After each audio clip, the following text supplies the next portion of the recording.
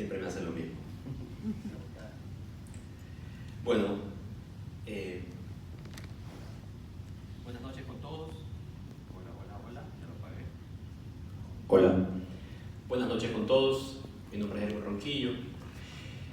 Yo estoy aquí, primero como padre de familia, segundo como católico, tatiano, pero adicionalmente desde el año pasado estoy militando en una organización que viene de la sociedad civil, pero que está conformada sobre todo por padres de familia, que así como explicó Cristian,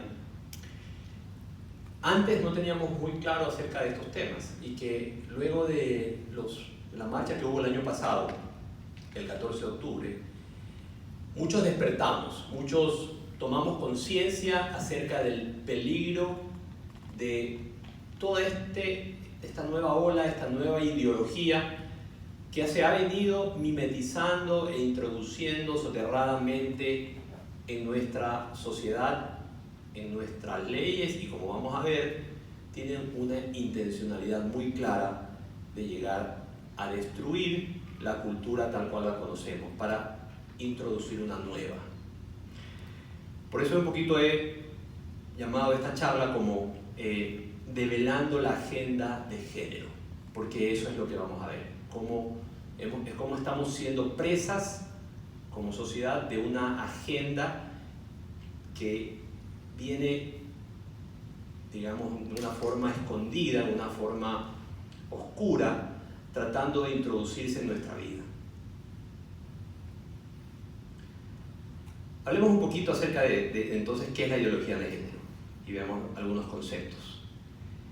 La ideología de género es sobre todo una ideología política neomarxista, que como nosotros conocemos, hemos escuchado, eso no es nada nuevo. El marxismo es una teoría política que tiene una intencionalidad y unos fines de tomar el poder. Hay un nuevo marxismo, hay un neomarxismo que entendió que el marxismo clásico de Karl Marx, de Engels, que intentaban llegar al poder por medio de la revolución armada, de la revolución violenta, Antonio Gramsci, que es un ideólogo del nuevo marxismo, llegó a un poco contradecir a Marx y a decir que esa no era la manera, que había una forma diferente, que la manera de hacerlo era haciendo una revolución cultural, y vamos a ver un poquito más adelante cómo se hace. La ideología de género está viciada de un doble reduccionismo. Todo es político, inclusive lo más íntimo, y todos son derechos. Nosotros, desde la Constitución del 2008, sin darnos cuenta, pasamos a ser un país, de ser un país, una nación, un Estado de derecho, pasamos a ser un Estado de derechos. No nos dimos cuenta, pero aquí ya estaban preparando lo que se venía. Porque el momento que le damos a todo y a todos, porque inclusive la naturaleza tiene derechos, todos tenemos derechos, inclusive nuestros hijos tienen derechos sexuales, y el Estado debe, como mencionaba Cristian, debe llegar hasta como salvador externo a proteger esos derechos sexuales que lamentablemente no nos dicen la otra parte, que es la responsabilidad detrás de esos derechos, ¿no? Todos tenemos derechos, pero no tenemos responsabilidades. El otro reduccionismo es que todo es sexual. Todo depende de nuestra orientación y de nuestra autodeterminación sexual. Entonces, la ideología de género agarra esos dos conceptos, que todo es político y todo es sexual, y comienza a hilar toda la ideología, toda su teoría en base a esto. ¿Qué también nos dice?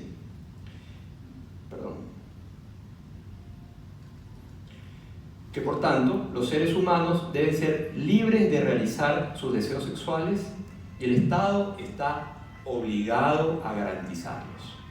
Entonces, ya se entiende, si todos debemos tener la opción de realizar todos nuestros deseos sexuales, los adolescentes de tener relaciones entre ellos o con adultos, los hombres de tenerlo con otros hombres, mujeres con mujeres, o parejas heterosexuales sin absolutamente ningún compromiso, entonces eso es lo que esta ideología busca y promueve.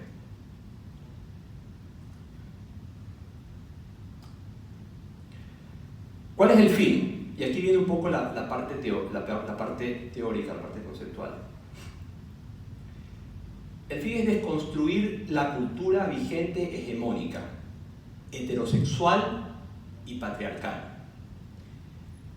La hegemonía doctrinal es un concepto de Gramsci que lo que un poco trata de explicar es que la cultura, tal cual como la conocemos, es producto del influjo de la burguesía, de las clases dominantes, que definen la forma de pensar y los valores y la moral. Entonces, esta moral es principalmente heterosexual y patriarcal. Por lo tanto, es una hegemonía que hay que romper.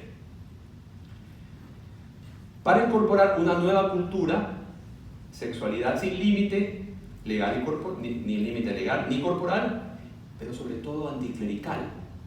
Y ahí viene la conexión con el marxismo.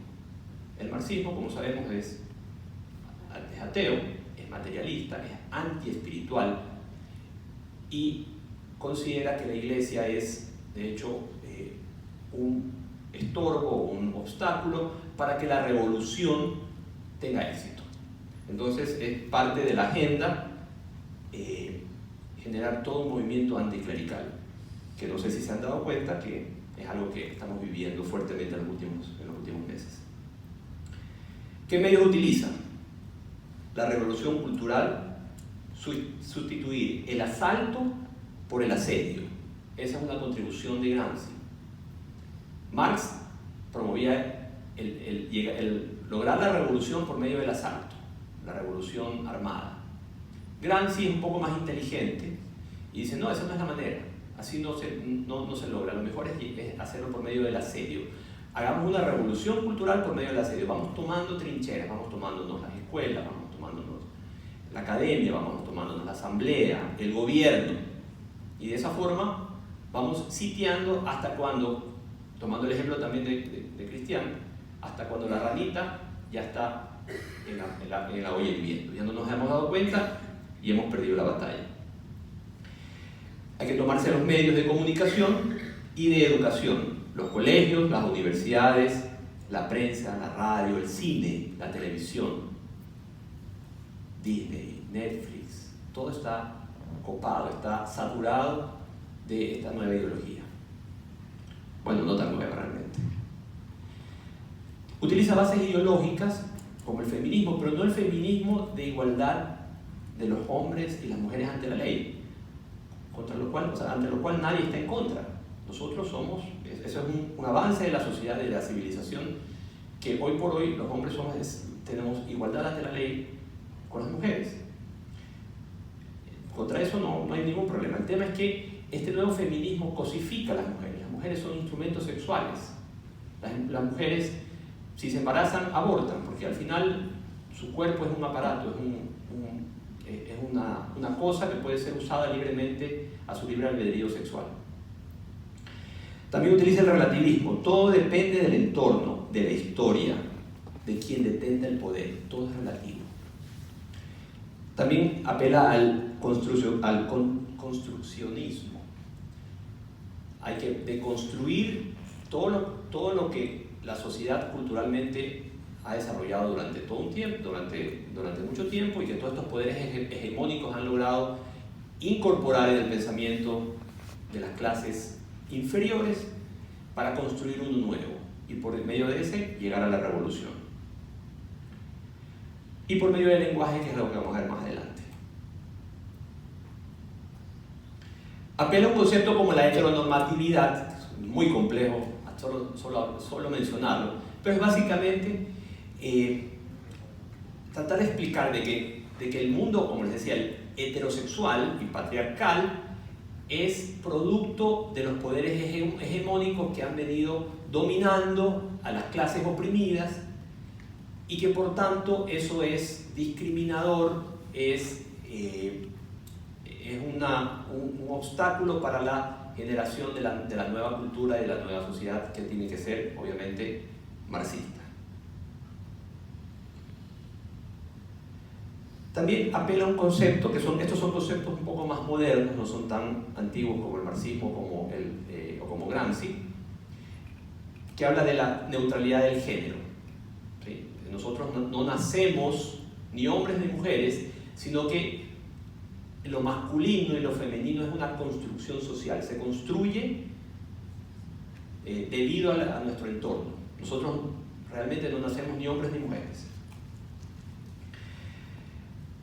Cada uno debe elegir libremente su género según su orientación sexual.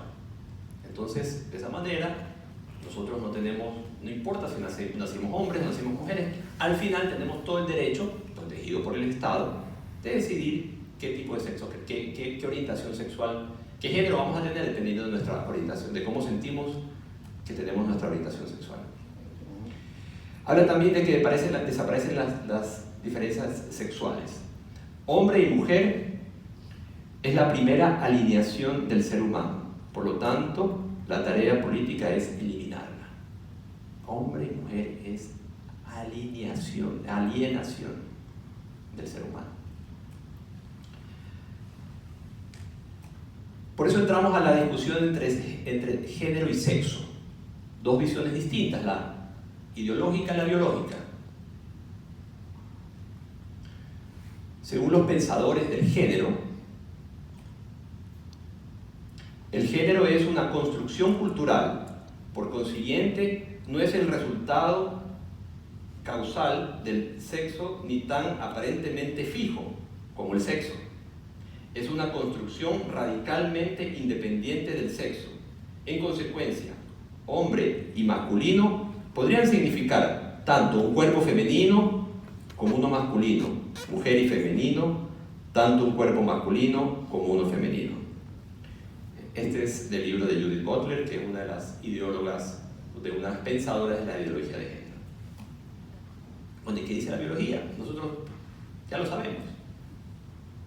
Son los dos sexos, hombre y mujer. Ahora, ¿qué dice la ideología? Que hay muchos géneros. Heterosexual, homosexual, lesbianas, travestis, transgéneros, bisexuales, intersexuales, pansexuales, asexuales. Hay contados más de 100 tipos diferentes de géneros que en el momento que aceptamos que existen tenemos que también aceptar a la persona que se autodetermina de tal forma.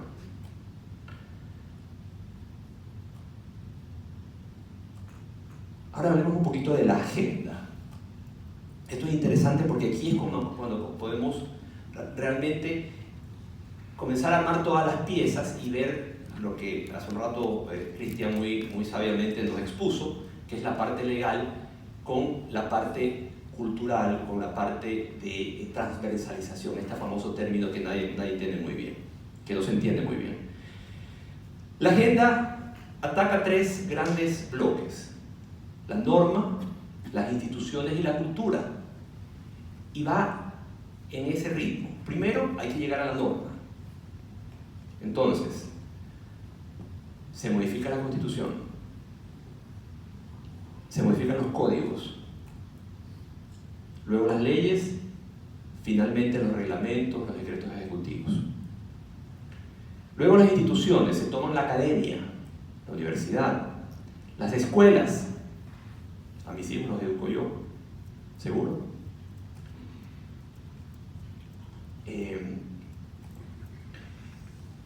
Inclusive el gobierno, la asamblea, son parte de las instituciones que a lo que apunta la ideología de género tomarse.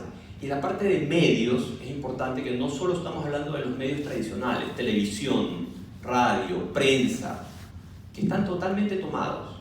Solo pensemos un poquito y acordémonos de programas de televisión, series televisivas.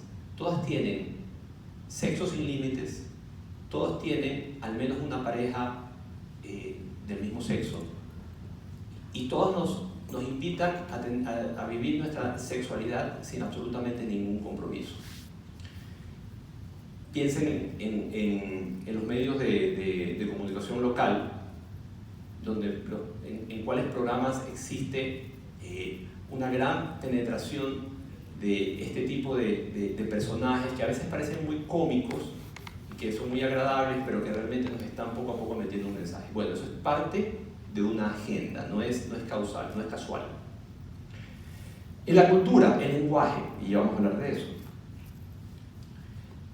La corrección política, también vamos a hablar un poquito de eso. Y la religión, eso es parte, es como el último eslabón, y tal vez aquí faltó algo que es la familia, ¿no? La familia y la religión son los últimos eslabones de la cultura a donde va a llegar o tiene que llegar para poder lograr la revolución cultural. Y por medio de eso, digamos, a través de todos estos grandes bloques, se transversaliza este famoso enfoque de género. Por eso cuando aparecen las leyes, la palabra transversal, o sea, digamos, los términos transversalización del enfoque de género, no es casual, es parte de esta agenda. Pertenece aquí, tiene un programa, tiene un plan, tiene una intencionalidad clarísima. Tal vez no nos damos cuenta, obviamente no nos lo van a contar porque no quieren que nos demos cuenta. Pero es importante que lo podamos decodificar para poder también tomar acción. Pero ¿cómo va la agenda en Ecuador? En términos de leyes, por ejemplo. En la Constitución se menciona 13 veces la palabra género. Las sentencias que acaba de mencionar Cristian tienen claramente la intencionalidad de abrir, digamos, de quitarle o sea, de emancipar a nuestros jóvenes, a nuestros adolescentes respecto a su vida sexual. Básicamente es eso. Ellos ya están emancipados. Con esa sentencia, ellos pueden hacer con su sexualidad lo que deseen. Porque si no estamos de acuerdo, ellos pueden darse la vuelta, ir al Papá Estado, y el Papá Estado está obligado a defenderlos. ¿Defenderlos de quién? Defenderlos de sus padres, no de los abusadores. Código, como el Código de la Salud, que está en estudio, que también, como lo mencionó Cristian, tiene algunos términos. Leyes orgánicas, como la Ley contra la Violencia de Género. Y también está en este momento en trámite la Ley Orgánica de Educación Intercultural, donde también están introduciendo términos de transversalización del enfoque de género. Sin miedo, o sea, lo hacen ya abiertamente, ya en un cierto punto ya no pueden esconderse y lo hacen de forma muy abierta. Reglamentos, como por ejemplo, recientemente, a inicios de agosto, se promovió, también los medios lo hicieron, lo mandaron de una forma muy escondida, no le hicieron mucha promoción, la agenda LGBT. Ahí existe ya, Ecuador tiene una agenda LGBT, que es promovida por el Ministerio de Justicia. Ese fue el último regalito que nos fue dejando Rosana Alvarado.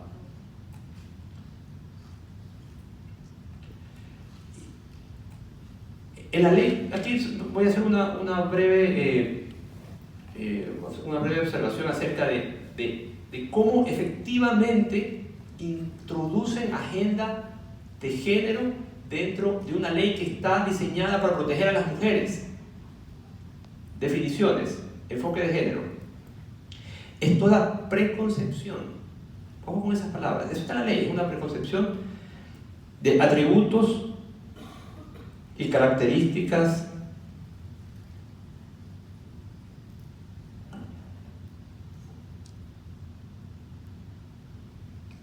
poseídas o papeles que son o que deberían... déjame respirar. Sí. Estereotipo de género es toda preconcepción de atributos y características poseídas o papeles que son o deberían ser ejecutadas por hombres y mujeres respectivamente. Estereotipos de género. Masculinidades es la construcción sociocultural sobre roles y valores asociados al comportamiento de los hombres. Se aboga porque se ejerzan sin machismo ni supremacía o violencia hacia las mujeres. ¿Se dan cuenta? Construcción sociocultural. Ya está escrito. Ya no está en los libros de Judith Butler. Ya no está en la teoría de los ideólogos de género. Ya está en nuestra ley. Y así hay otros términos que, bueno, como ya esto también lo vimos con Cristian, no los vamos a abordar en este instante. ¿Qué también utilizan? Para llegar a la cultura tienen que apropiarse del lenguaje. Y utilizan el famoso lenguaje inclusivo. Con un nuevo léxico que desconstruye el discurso dominante y heteronormativo. ¿Recuerdan qué era eso? Para construir nuevas narrativas novedosas y atractivas. Lo nuevo, lo moderno. Por ejemplo, las nuevas masculinidades. Está en la teoría de los ideólogos de género y está en nuestra ley. No hay duda. No es que estamos exagerando, no es que estamos inventándonos o que estamos, haciendo alarmar a la gente sin que realmente esto sea cierto. Existe. ¿Qué más dicen? Redefinición de palabras. Interrupción voluntaria del embarazo para no decir aborto. Salud reproductiva. Parejas en lugar de matrimonios. Aprender a amarse a uno mismo, para no hablar de la masturbación.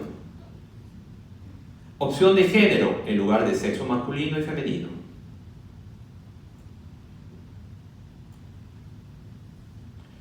Educación sexual sana, libre, responsable, progresiva e integral. ¿Quién puede estar razonablemente en contra de algo que suena tan bien? Amor adulto, amor a los niños, abuso de niños, pedofilia. Que por cierto, la sentencia de la Corte a la que mencionaba, hacía referencia Cristian, que se extendió un poco, deja la puerta abierta a la pedofilia. Eso es clarísimo. Mañana un adulto seduce a un joven o a una joven,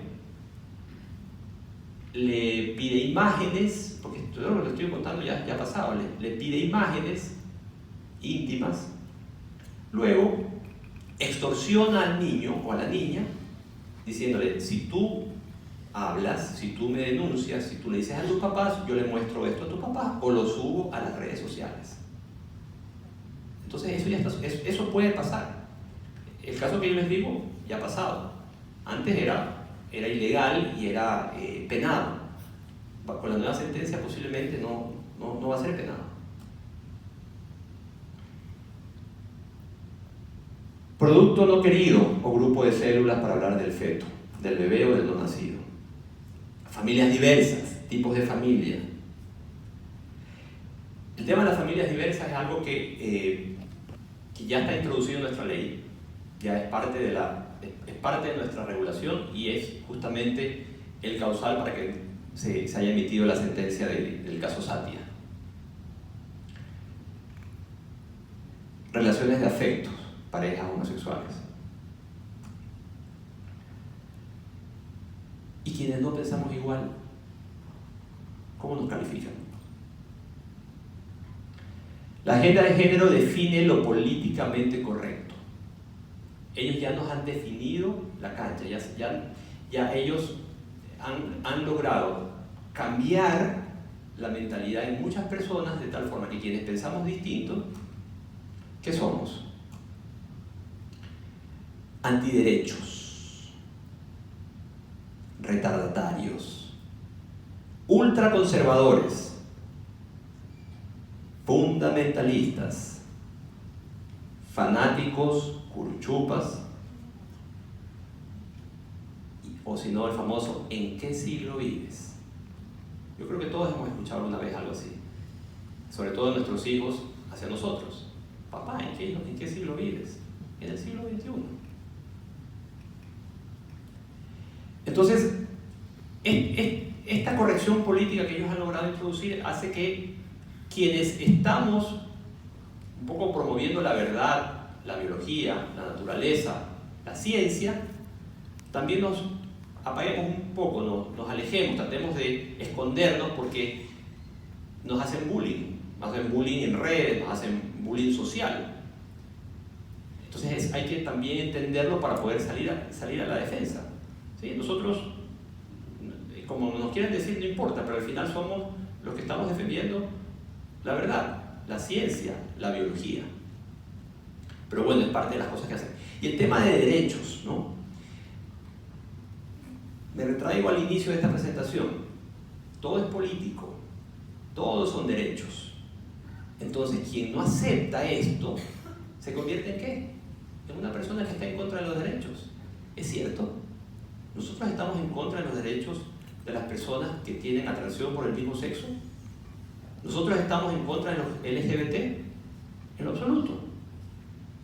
Ni como católicos o como creyentes, todo lo contrario, los acogemos, les damos cariño, les damos afecto, o sea, tenemos una obligación cristiana de verlos como hermanos, y eso son.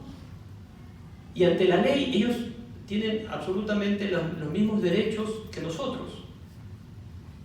Pero en el momento que nosotros salimos a defender a nuestros hijos o protestamos en contra de esto, entonces automáticamente no los LGBT, sino el activismo LGBT, que eso hay que tenerlo bien claro. Aquí hay dos cosas muy diferentes. El grupo de personas LGBT son personas que necesitan de todo nuestro cariño, todo nuestro afecto y gozan de todos los derechos y son iguales a nosotros ante la ley. Pero hay un activismo LGBT que es quien promueve esto de aquí, quien está introduciéndose ya, se ha introducido en la asamblea, en el gobierno, en todos los estamentos, y que van logrando que se vayan aprobando estas leyes, estos reglamentos, estas sentencias. Ellos son contra quienes nosotros tenemos que luchar, el activismo LGBT.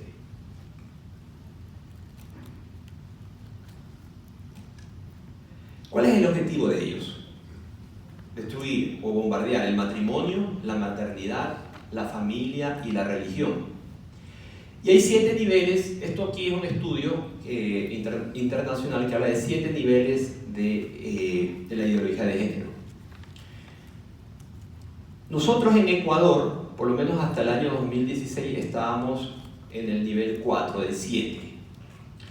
Si se aprueba el matrimonio homosexual, que digamos está ahorita en discusión, está en apelación esta sentencia de Cuenca, y no hacemos nada por el tema de la sentencia de los derechos sexuales de los adolescentes, posiblemente lleguemos al nivel 5 o 6. Entonces estamos en un momento crucial. Este es un momento crucial para acercarnos más, o nos acercamos más a Argentina o nos quedamos un poco más cerca de Paraguay.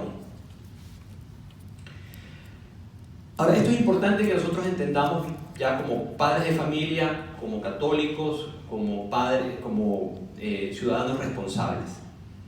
Aquí hablamos del lobby LGBT o LGBT, que son estos activistas, y los católicos. Aquí hay una distribución de poderes. Por un lado, el lobby LGBT se ha tomado el ejecutivo, el legislativo, el judicial y gran parte de los medios. Mientras los católicos hemos perdido, lamentablemente, ejecutivo, legislativo, judicial, y también estamos, de cierta manera, tenemos algún control en los medios. Sobre todo, ¿cuáles medios? Los medios que no son los tradicionales, es decir, las redes sociales, que son medios de comunicación. Ahí todavía los padres de familia mandamos.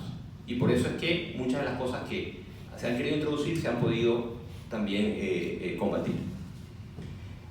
Y lo que sí ellos no tienen es el poder ciudadano, porque ellos son minoría. Y ellos saben, como ellos aprendieron a pelear esta guerra con estas armas de Gramsci, esta teoría de Gramsci, ellos se dieron cuenta que no era necesario, o sea, que es imposible romper desde abajo, y tienen que romper desde arriba, tienen que tomarse todos los estamentos del poder, que son los que influencian en las leyes, que luego influencian en la educación y de por medio de eso llegar a la cultura. Ellos todavía no lo han logrado, todavía nosotros somos mayoría. Hay un estudio del porcentaje de católicos, bueno, esto son estadísticas en línea, pero también hay estudios recientes. Entre el 80 y el 90% de los ecuatorianos no aprobamos esta ideología de género. Sin embargo, ellos han logrado todo lo que han logrado porque han sido mucho más estratégicos y han ido a las instancias donde ellos pueden influir siendo pocos. Entonces, ¿qué es lo que toca? Pelearla. Pelear en los medios, pelear en la generación de opinión pública. ¿Por qué? Porque los políticos, los que están en el poder legislativo, en el poder ejecutivo, no necesariamente en el poder judicial, porque ellos son los que ejecutan, pero por lo menos, sobre todo los del ejecutivo y los del legislativo, ellos se deben a sus mandantes y ellos, como sujetos políticos, les duelen cuando sus votos están en peligro.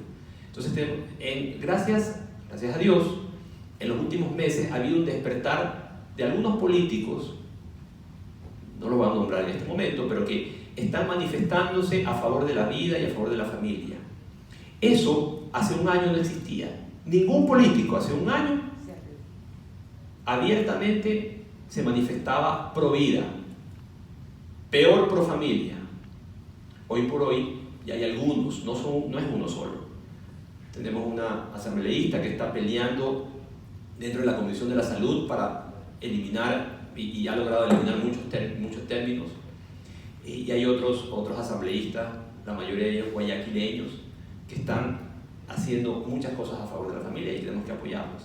Entonces, en tanto y en cuando los políticos vean que nosotros, los ciudadanos, estamos apoyando a aquellos que le hacen un bien a la familia y a la vida, entonces el resto también hará lo mismo. Y eso no se trata de banderas, porque de hecho ni siquiera los estoy nombrando y ni siquiera están en un solo partido, pertenecen a varios. Entonces eso es importante, esa es la guerra que tenemos que ganar. Tenemos que hacerle conocer a los políticos por medio de los medios, de las redes sociales, que nosotros somos la mayoría. ¿Qué más podemos hacer? Aquí hay un modelito que estamos utilizando, que es despertar, visibilizar, posicionar, activar, cambiar y promover. Eso es lo que tenemos que hacer. Despertar, ya lo hicimos, ya despertamos. El año pasado salimos cerca de un millón de personas a nivel nacional. Eso fue un despertar. Visibilizar lo que estamos haciendo. Estamos dando a conocer todo lo que está sucediendo y las redes sociales están ayudando. Posicionar a quienes están haciendo daño a la familia y posicionar también a quienes están a favor de la familia. Activar, nos tenemos que activar como sociedad civil, salir a marchar cuando toca salir a marchar, salir a protestar por redes, salir a, llamar, escribir a los asambleístas, a los concejales, a los alcaldes, a los candidatos. Cambiar, hay muchas cosas que tenemos que cambiar, hay muchas leyes que todavía tienen que cambiar. No nos podemos quedar solo con la idea de que eso ya está ahí, está en la ley. No, hay que cambiar, hay que buscar los medios para quitar todos esos términos de las leyes y, por ejemplo, tenemos que buscar una estrategia para combatir esta sentencia de la Corte Constitucional y promover valores, promover educación, hacer este tipo de actividades para que los padres de familia se enteren. Eso es todo lo que tenías para el día de hoy. Espero que